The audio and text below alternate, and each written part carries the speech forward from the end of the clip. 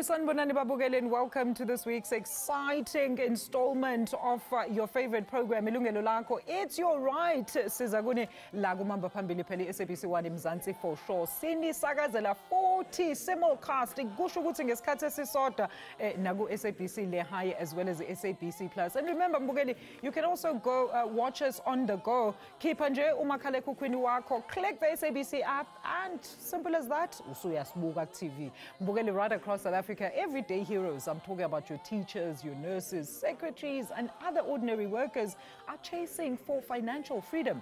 Through advertisements, word of mouth, as well as social media, many actually believe that their hopes actually lie within the trucking and logistics businesses. Sikhuluma nje abaningi sesebelahlekele yimali ezishisiwe bengena kulama business phela ama truck bengabhekisisanga konke okusemqoka.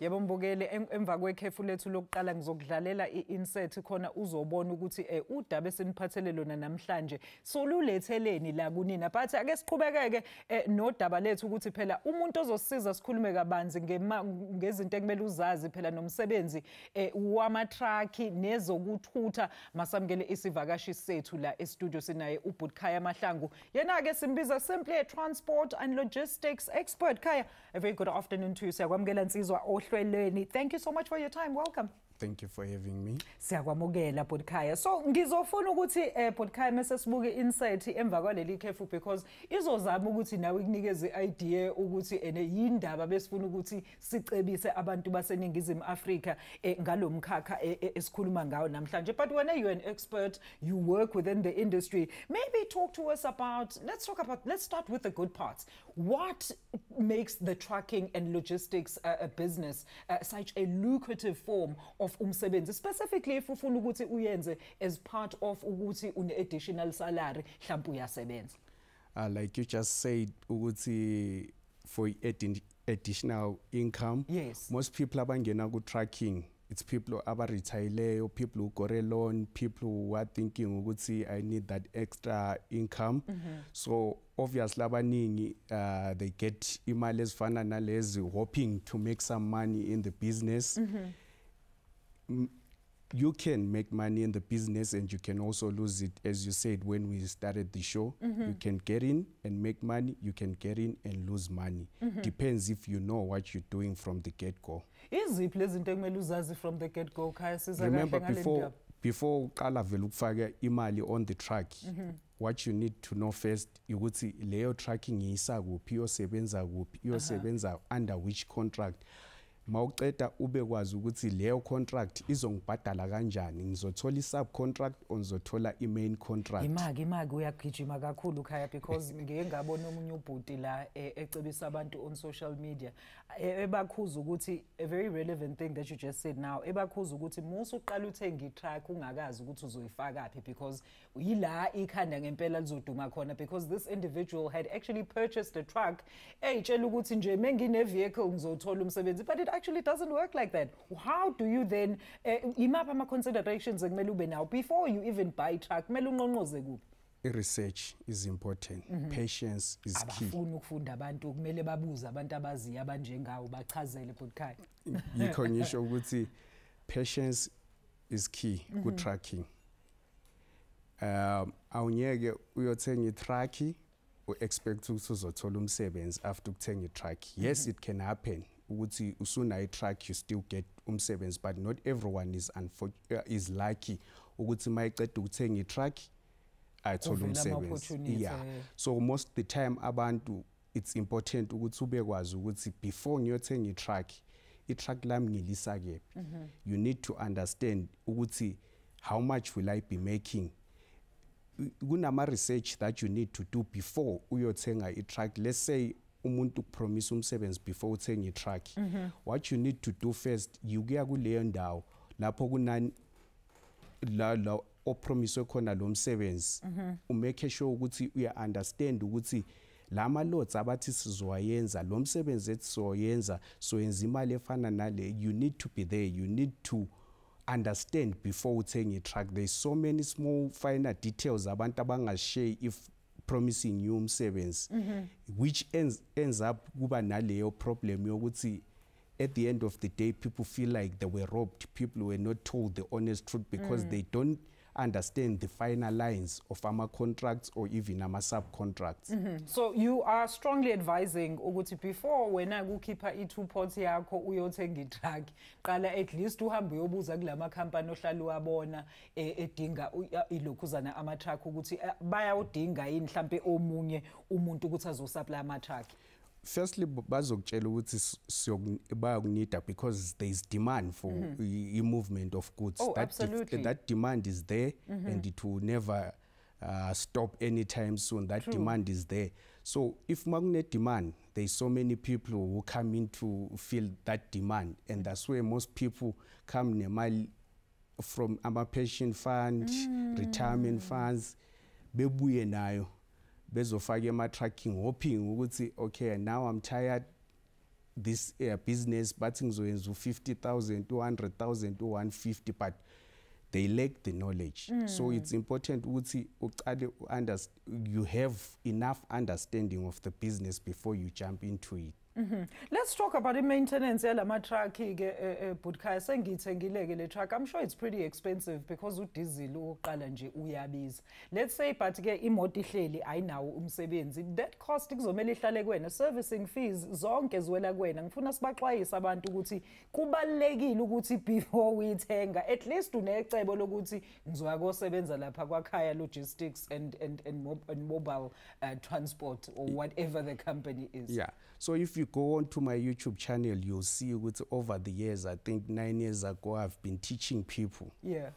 Before you go and buy a truck, it's important you go with a mechanic. Okay. Or someone who is knowledgeable about the specific truck ofuna ukuyithenga, so that they can understand the truck. They check in and out. They check everything on the truck before you purchase it.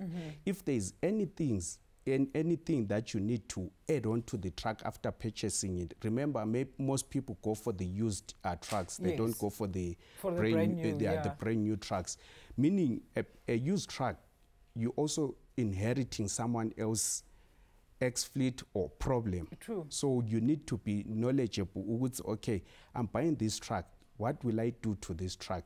Mele ngicheck all round. Ngicheck ama-brakes, ngicheck abo-oil, ucheck ukuthi nayo engine ayi-overheat, ucheck ukuthi gearbox yakho it's still taking all the gears, ucheck abo-diff.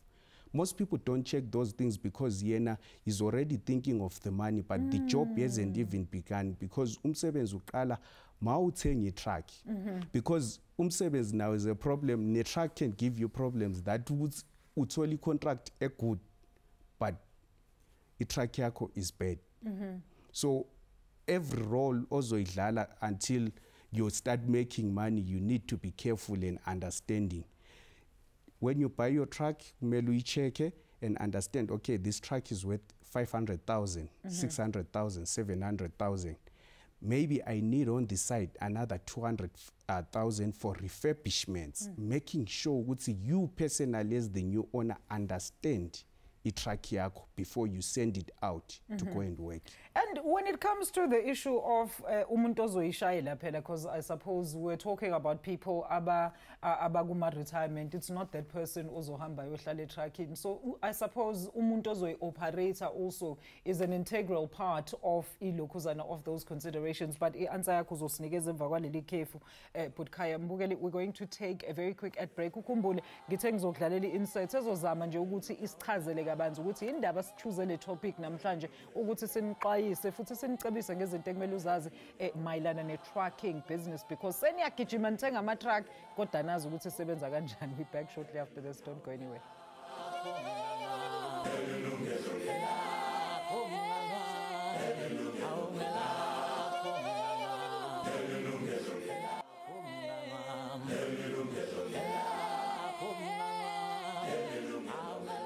Mbukeli, welcome back to Ilungelo Lakho. Ingcingo zethu ke seyivuliwe mbukeli ukuthi phela nawe ukwazi ukuthi ubambe iqhaza usishayele ucingo la e-studio ku 0117140671, alternatively 0117140672. You can also send us a WhatsApp to 0608449857. Alternatively, email us your thoughts as well as views to consumer@sabc.co.za or ungasithinta ke lapha endlini zethu zokuxhumana i-social media. Babukeli, ngihleli noBhutkhaya Mahlangu, who is a logistics expert.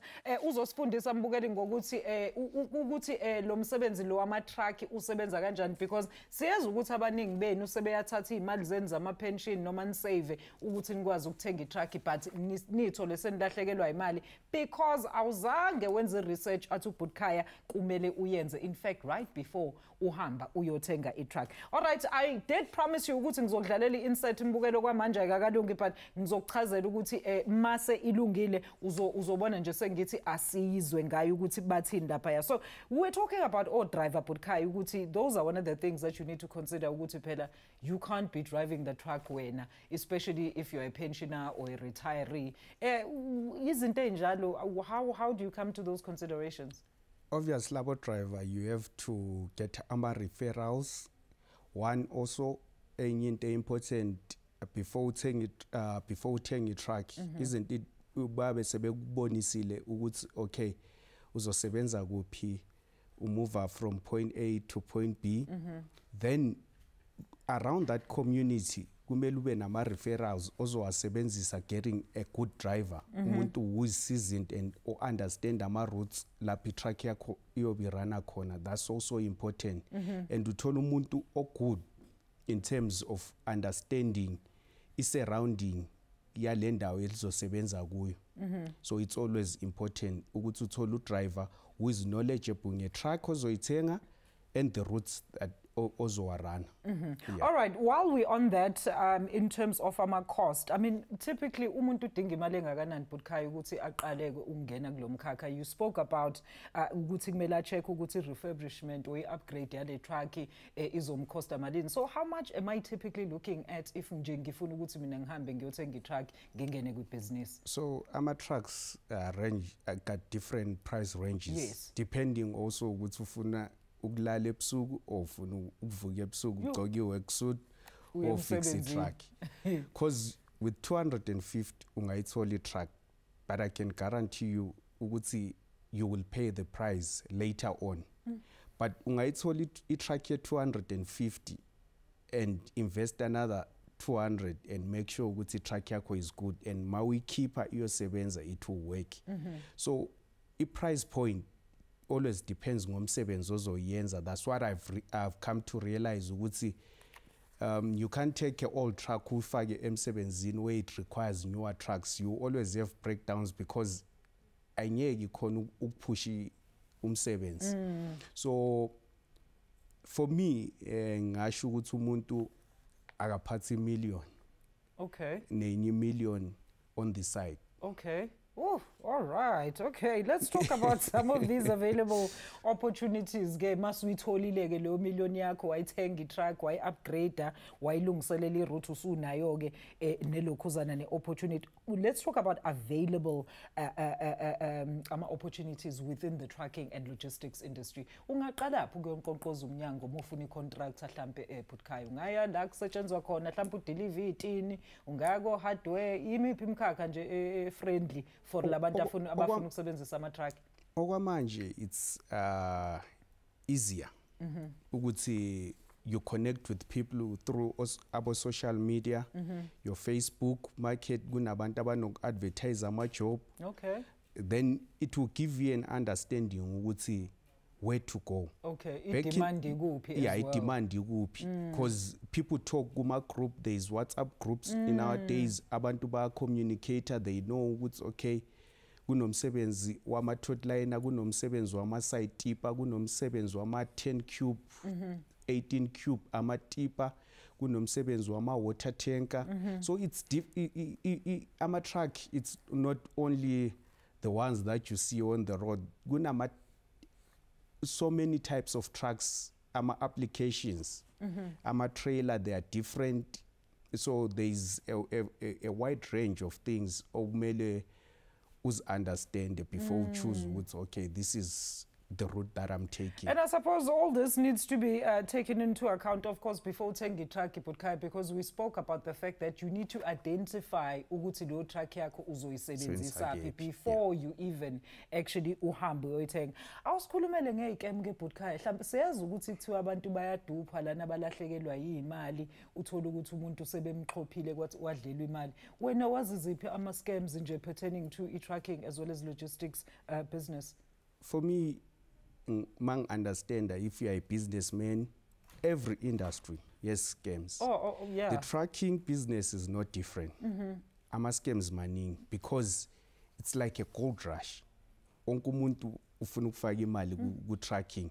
So it presents an opportunity for scammers to pounce on the newbies, abantu abangenayo who don't understand ukuthi isebenza kanjani. Uthola ukuthi sometime someone can come to you and say, thenga truck, I have work for you. Yena vele angazimiselanga nokuyokufaka emsebenzini, just ufuna ukuyenza something from your money. Hayibo. Uthola umuntu ukuthi unawo umsebenzi. Uyakufaka uthi ngizokucharge a certain amount for ukuthi ngikunikeze lo msebenzi. When you're running uthola ukuthi lo msebenzi is not paying me the way ebengitshelwe ngakhona ukuthi with this work you will make 250, but when uthola ukuthi awekhona ama-agreements ekusayinwa khona. No, bakutshela ukuthi uzolayisha 10 lots, uthola ukuthi wena ngedeki usulayisha 2 lots. Uma ukuthi agreement uyakutshela ukuthi emayini kubusy, what will you say? Kanti akuna-regulation yini lana kulomkhakha ebhutkhaya abantu mebekwazi ukuthi bashintshe ama-rules as they go? So it's always important ukuthi understand the business le yama-truck before ungena. Yes. The most important thing, even on my YouTube channel, I always say ukuthi before uyongena emsebenzini, have your lawyer available. Ukuthi mabe kunikeza your LOI, your contract, give it to your lawyer. Let your lawyer go through that contract. Let the other party also, if bane lawyer, present a lawyer. You will see ukuthi out of 10 people abathi bazokunikeza umsebenzi, only 1 will remain.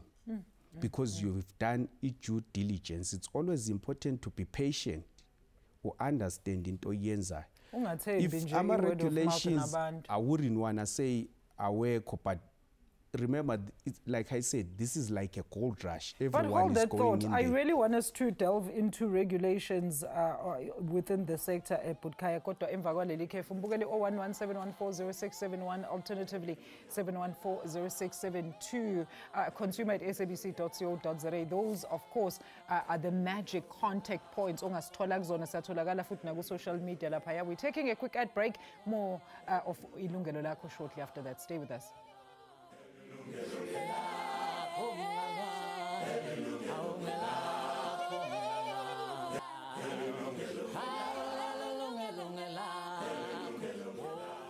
Bukeli, welcome back. Incingo zethu zisavuliwe, sifonele la studio 0117140672 noma ku 0117140672. Ungasithumela ne WhatsApp ku 0608449857 or email ama thoughts wakho wena to consumer@sabc.co.za noma uye lapha ku Facebook page yethu, of which I'm actually looking at. Ngimele ama comments wenu siyanithiphisa ababukeli mayelana ne trucking and logistics company a business actually ukuthi ningangena kanjani nezinto ekumele niqaphele, because a lot of people are apparently losing money because umuntu uyahamba akhipha i-2-pot yakhe ahamba ayothenga itruck engazi nokuthi uzoyifaka phi, izosebenza kanjani, upromise umuntu umsebenzi dololo i-contract ayisekho, ususele nesikweletu wena, ususele netruck ongakhona ukuyi-maintainer, ususele nje nokuthi imali awusenayo. All right, i-guest yethu namhlanje uButkhaya Mahlangu, who's a trucking and transport and logistics expert. All right, Butkhaya, so we're talking about regulation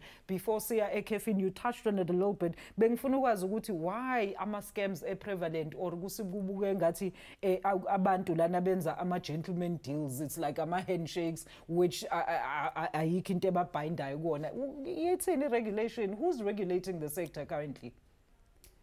Or who's supposed to be regulating the sector currently? No, obviously there is a few companies that can assist you if maufunu understand about the rules. Also, you can go online, research more on what you need to do and your do's and don'ts to understand ukuthi how to protect yourself. Kanti umthetho uthini? Nawo ukhona umthetho Budikhaya. Abantu bayicabangela nje ukuthi eyazini uthi ngiye lapha ngiyofaka i-truck yami ngibone bephethe amatshe izolo. Ngicela nami ukudeliver amatshe. Is there no regulation ukuthi kumele ube mhlambe ne certain qualification for you to even supply certain companies with certain modes of amalokhuzana ama-trucks and ezinye imoto zokuthutha? No, like I said, ukuthi there is companies that are regulated and they want you to be associated with a certain body. Okay. Then most the time where we are, abantu abaningi, like your pensioners, your nurses, your teachers, the guys who have saved up money, they can't get into those bodies because they are people who are starting with 1 truck, 2 trucks, 3 trucks. So, so they're basically operating on a more informal level. Yes. Okay, yes. Like an entry level type of ilokhuzana ukusebenza. Yeah. Okay, so then bagavanishwa yini basebenza kanjani ke laba ilabo esibabiza ama subcontractors most yesikhathi uthola ukuthi ngizozwa kuthiwa wena unethende enkulu lapha ya SABC kodwa mina ngizoza kwena ngithi Budikhaya hey mina yami truck iphethe nje iphatha mhlambe capable of ukuphatha ama-tons awu-2 kuphela awuboni ukuthi ngenzani. So that's how abantu be-Dupeg ilapho kuqala kuba khona nama-bloodlines. Obviously abantu nabo all the time like ngishido masiqala ukuthi you have to be patient, you have to understand into yenzayo before ungena, meaning abantu abaningi they need to understand ukuthi going for the subcontractor business is bad business. Because that's where baqambela amanga awazi wena une-contract enkulu lo nelokhuzana ne-supplier or umuntu amsupplyayo. Yeah. So maungena when we subcontractor you don't know anything or understand how the business work. So most people should try and move away from ama subcontractor and aim to go for ama main contractor contracts. Okay. But it's difficult mawusaqala. Yeah. It's so difficult ukuthi uthole a main contractor. A main contract when usaqala in the business. Kakhulu ufika ngetruck eyodwa Budikhaya. I want to quickly go to the lines there. Ngezwe kuthiwa khona uMbatha lapha wase Vryheid. Mbatha sakwamukela ohlelweni ngiyacabanga ukuthi igama lakho angilizwanga kahle igama lakho kodwa ngizwile isibongo ukuthi uMbatha. Sakwamukela ohlelweni sicela usibuze umbuzo nombeka umbona. Cha umbuzo wami ubeuthi ngenze njani ukuze uma ngiya lapha emsebenzini lo wama-truck bekade ngiyisebenzisa i-truck yami icontract komunye umuntu le empangeni ithutha ilokuzana i-chrome isa ezansi lapha eRichards Bay wangitshela ukuthi yena uzothatha u5 kuphela per ton mina ngithole u50 kodwa still angaze ngithole lutho waze waphela 3 months awuyeke umsebenzi. Hayi bo baba uMbatha manje imoto yakhe isaqhubeka nisasebenza? Hayi ngayikhipha ngoba yazi banenkinga imoto yabe siyiwayidiliza khona lapha. Hayi bo manje uthi kwenzakala uthole kanjani wena baba ukuthi manje isivumelano sena asekho endaweni akasasigcini yena lo munye bethe uzothatha u5 Hey uyabona njengoba bengifuna ukwazi ukuthi ngam-eliminate kanjani umuntu oyi-subcontract ngiyele mina lapha ngoba hayikhona kunobutsotsi obuningi lapha kulokuzana ubuyi-subcontractor lapha yana baba uMbatha.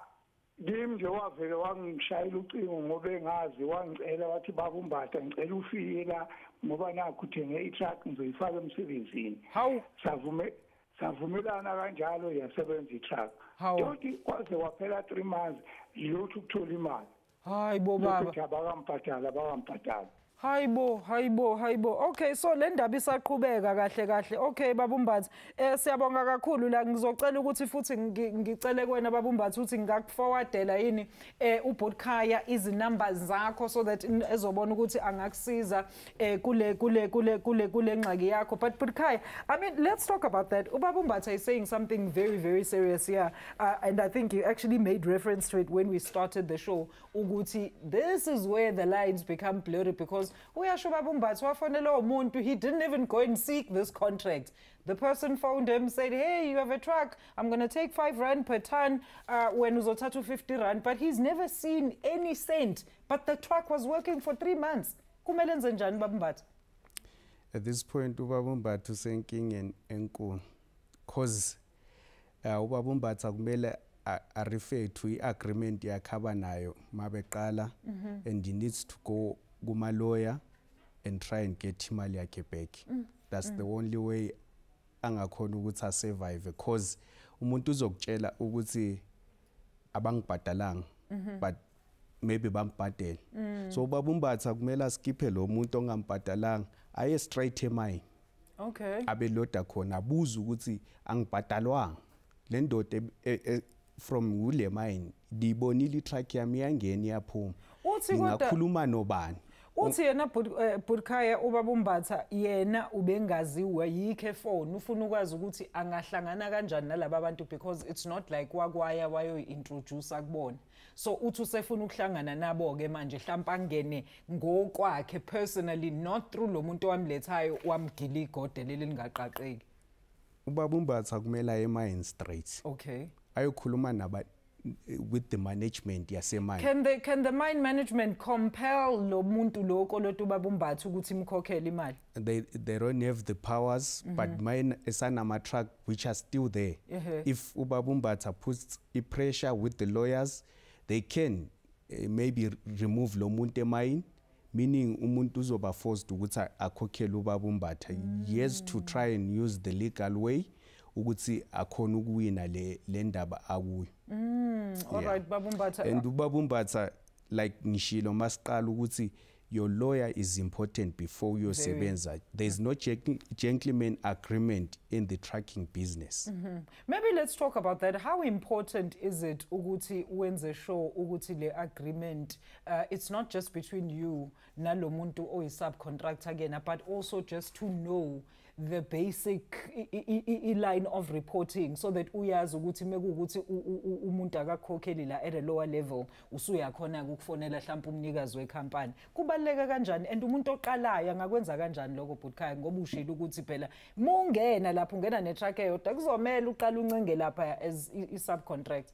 For abantu kumele bebe strategically in terms of lapha bayosebenza khona. So it needs time kahle lento. You can't just be uthumela udriver uthi nansi truck ngiyayishiya hamba ubona ukuthi umsebenzi unjani njengetaxi.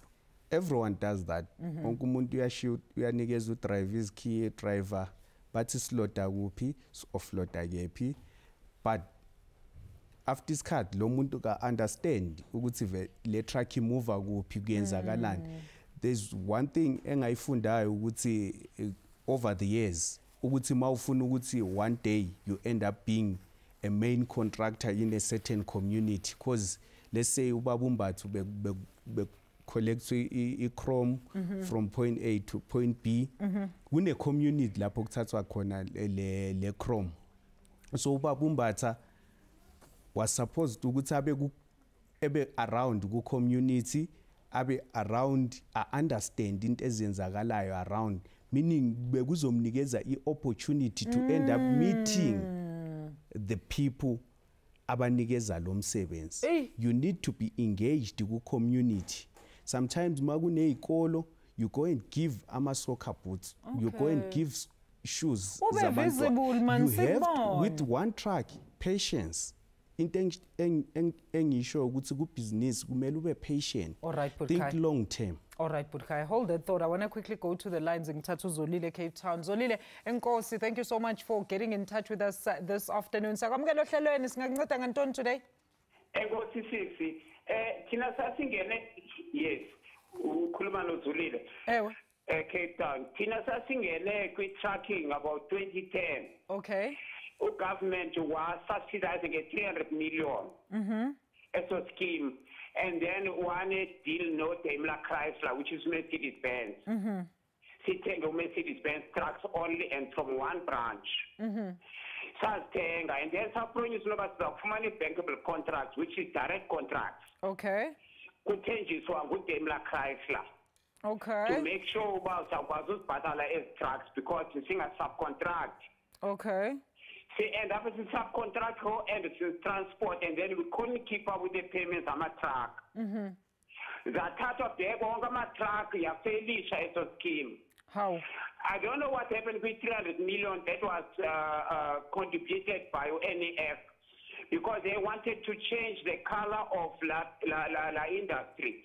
My city is too white, we need more blacks with trucking. Okay, so That's they were what the government rediversifying. was called, yes. Okay. But now, we lost his influence there too. We lost everything because we were subcontracting and we were not making enough money to pay for the trucks. And then I personally took Daimler Chrysler to court. Okay. Because I had lost my house, I had lost everything. Okay. Indaba yakho dazolili kuphi ngoku because usuthetha nangenkantolo and unfortunately xa ingenisa inkantolo nami ngiyasaba ngisho nokuthi ngirepeat amagama wabo. Ngicela ungasiniki nje i-basis but usichazele ukuthi maybe how far is the case now. Ungasixeleli negama of the companies that you're in dispute with. Okay. Yeah. I-case yathi the wrong people. I'm supposed by the bandits with Daimler Chrysler, not Mercedes-Benz. Okay. That was about 10 years ago. And I said, let me give up. Because I wanted, I was actually suing Mercedes-Benz. But I was supposed to be suing Daimler Chrysler because the agreement was between EU, Daimler Chrysler, and no government. Okay. Yes. All right, Pudzolile. I think in Dabayako Pudzolile, I think maybe let's chat to you off air because I think if unasi fagele ibugole, but I'm going to take another quick ad break. Please hold on the line, Pudzolile. Mbugeli wena sisathatha linye carefree ngcingo zethu savule. We'll be back shortly after this.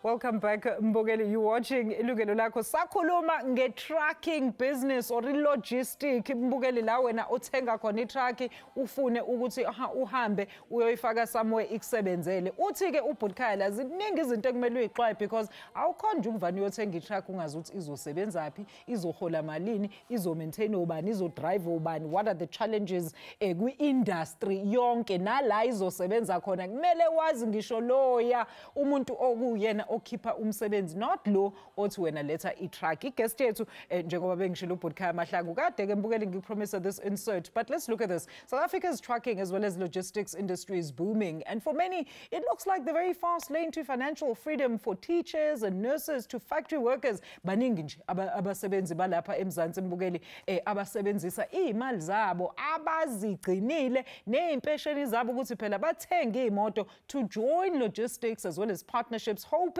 for those huge returns. But behind shiny wheels as well as big promises lies a very, very different story. One of high costs, hidden risks, as well as heartbreaking losses. Namuhla ke mbukeli sibheke yona le ndaba yomthengi wala eGoli oshayeke kakhulu ephaketheni phela ngesikhathi amaphupho akhe eshabalala ngemuva kokufaka imali eshisiwe ethenga i-truck yokuthi angene ngayo kwi-contract konke ngethemba lokuthi phela uzozenzela impilo engcono. Ake sizona lidaba lakhe. Kumbindi weGauteng njengayo nayiphina indawo kweli amawakawaka abantu banephupha lempumelelo, iphupha lobomi obungcono ngokwasempokothweni. Kungoko ke otishala, onesi, amapolisa kwanabo basebenza kwimizimveliso kwanezinye indawo zengqesho bezingela ngabomvu amathuba empumelelo. beva into apha phandle isithi nalithuba lempumelelo likushishino lwezigadla apho abo banezithuthi bangazuza lukhulu kwiikontraka zokuthutha. Ngeshwa abanye bazibona besikha phantsi isitya sigcwele lento yokungena kushishino ungenalwazi oluphangaleleyo. uSimphiwe Tshabalala ngomnye wabo abashiyeke nodano kwanelahleko enkulu. So JFK basically they pose as the direct people that have the direct work from the mine. So basambisa malahla. So they had a contract with Sambisa Malahla from a Wheatbank to a Richards Bay. And after checking all that, okay, everything came out right. So wathatha labantu laba sasebenzisana nabo, and then sahamba sathatha imali company sama saqasha amatraka. Asqasha amatraka kwakhonakala ukuthi but okay, we were expecting ama payment akhona abe fortnight. And coming to the first fortnight, and then the company started basipinking with okay, we're waiting for payment, we will be payment. And then they started to basipama excuse, sent them the letter of demand, but busy by Lashila but Tabakona, Banamali. OkaTshabalala akayedwa kwelishwangusha. uSibusiso Hadebe naye ushiyeke engawuvali umlomo ngamaginxiginxi amshiye kwanti kolushishino lwezigadla. Ngeshwa yonke lo mali ebeyityale kwezinzame ichonile. Amatruck wethu besithutha imanganese, sithutha ichrome, sithutha njena iproduct eningi yasemine siwayisa emahaba kanjalo. But esikhathini esiningi besebenzela phansi kwabelungu and then sebenzela phansi kwabantu omnyama. Basinokha imali yengempela like njengamangi ngayibala manje. Nama invoice enginawo yafika ku 23 million rand. And abantu bangihlukumeza ngokuthi vele ngikweleta imali zabantu, and ngagcina sengiyibhadele kubaningi ngithengisa izinto eziningi like imoto ngikhuluma nendlu property lebe ngihlala kuyona ukuthi ngikwazi ukurecover ukubhadala abantu. And then ngama kancane okwamanje ngikhuluma kanje but yona bengisayithanda ukuqhubeka but ugebengu usaqhubeka namanje. Ithe kanti ngaphaya komtsalane wempumelelo kusithele iingxaki zokunganyaniseki, indleko ezixhomileyo zamafutha kwanokuqweqwediswa ezindleleni. Eyona inkulu ingxaki ngabalahlekisi nabathi baphele emehlweni xa sele bezuze oko bakufunayo. Abantu basinokha nalomlungu Mr Hendrick and uye wabaleka nemali eningi kakhulu.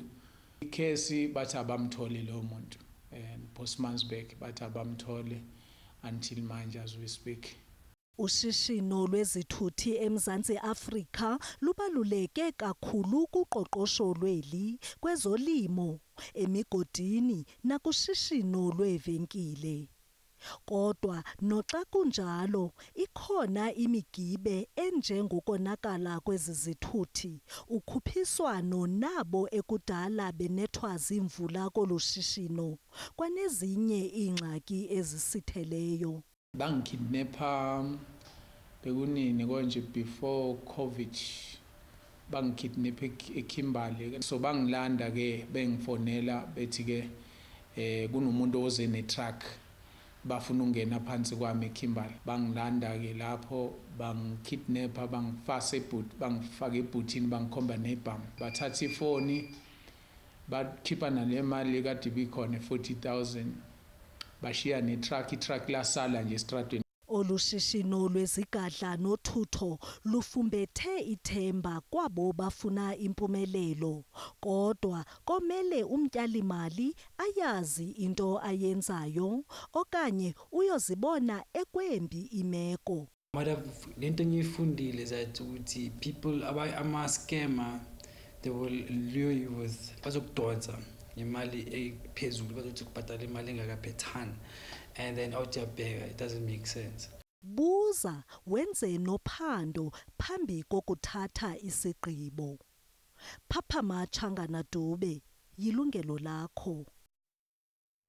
Sibonga kakhulu kuMadube Changana lapha yana ke ngaloyo mbiko asidijele wona. Hey Madube cishe yangadlala insert yakho yaze yayinhle siyabonga kakhulu. And now to continue on that trajectory of that great informative insert, Budkhaya, I think it literally takes us back to my earlier point of that oversight as well as irregulation within a contract, because we cannot have subcontractors kubibona bahlukumeza ama entrance into the industry.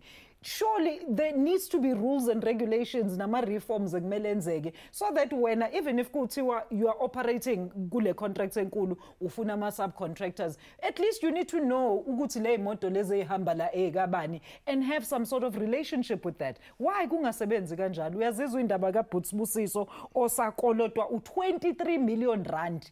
Lo uButsimpiwe, he was approached by a company, another mining company. Kodwa tololo imali akayithola imoto yasebenza. Ukumi, this is our everyday life. Uyasho uSibusiso. Sina, if we see someone okhala ukuthi uskemiwe, it's nothing new to us. So kubuza ukuthi bakuskeme kanjani. Hayibo. Because it's part of le business, like ngishilo masiqala nje ukuthi you will get scammed. Umthetho usebenza yipi indima ekutheni ugweme labantu lama subcontractors afuna ukuhlukumeza ama entrance afika nama truck ngoba bazi ukuthi abanalwazi? Umthetho uzokubuza ukuthi where is your agreement? Uyikhiphe sibonile agreement kaSibusiso ukuthi TV. I lawyer was it involved ukuthi to make sure the contract is binding. There are contracts that are binding, there are contracts that enwasayina new too that are not binding. It's important ukuthi in case of our situation, we important to involve a lawyer so that you have a binding contract. If your contract is not binding, then it's just a piece of paper without anything ezokusiza ngayo. Khaya, you disappointing me right now. Umlondi uthi bengisacela ukubuza ukuthi uma i-truck yami liba nenkinga usho lapha ku Facebook ephoqeleka ukuthi lingabe phela lisasebenza, ngabe umsebenzi kimi usazoqhubeka? That's a question for after the break. Before siye khefini ithi ngithathe uJabu khona la eGoli. Jabu, a very good afternoon to uthi qaba njengamafu. Uthini umbuzo wakho noma umbono? Umbono wami uthi nje once u-subcontractor yazi ukuthi udliwe, yazi ukuthi udliwe, because in terms of the law noma ungathi uya ku-supplier njengoba no-subcontract uzofika ubuze laphana ukuthi ubani ubhadaliwe na, bathi no, we cannot disclose information ye-client yethu because wena awusiyi client yethu, wena uyi-subcontractor.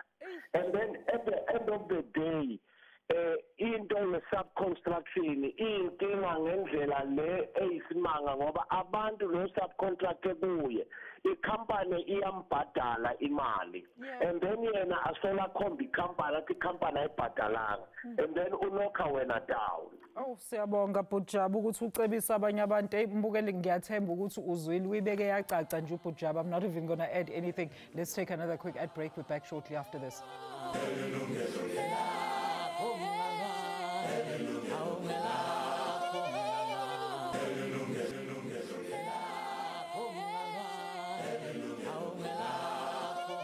Mbokelo uyazi ke isikhathi sivane sibe nomona uma ishow isihamba kahle. Apparently this is our final segment. I'm still joined in studio by Budkhaya Mahlangu. He is of course a transport as well as logistics expert. Mbokelo namhlanje besisiza ukuthi sidingide ukuthi lezi ikeme ezenziwa within i-trucking industry. Siqeda ukuza noBujabu uthi meke wangena nje wabe subcontract mele wazi ukuthi udliwe. Kade sisababaza la in studio ukuthi i-disk ye-truck nje kuphela ngoba eyabiza. Uthe imalini Budkhaya? Uyadependa 17,000, 17.2, 15, 27, 35. And then kumele ukhokhele then udiesel. kumele ukhokhele i-trailer. Hi. I-trailer uthola ukuthi front link is 9,000, i-back link 11. Hayibo. And then kumele ukhokhele ama-tile lawo esihlale siwadlula endleleni ku-N3 eqhumile. Yeah, i-tile one brand new, you're looking at i-4.5 at E1. Guys, ngenani kwi-trucking industry asinamona. Here's a quick question, Putkaya, before sihamba umlondi lapha ku-Facebook uthi bengisacela ukubuza ukuthi uma i-truck yami liba nenkinga ephoqeleka ukuthi lingabe lisakwazi ukusebenza, ngabe umsebenzi kimi usazoqhubeka yini? So basically his truck breaks down, but he's wondering, does he still have a contract that is ongoing, that is intact, well, ezomkhokhela imali, basically he wants to know. Obviously mawungasena truck akusekho umsebenzi. That's why kumele ukhokhele lama lokhuza nama disc, ukhokhele yonke into, ukhokhele maintenance. Yeah. Okay. So mayisebona ukuthi truck it's also tired, kumele defleet. Most people bathanda ukuthi because they get attached to i-asset.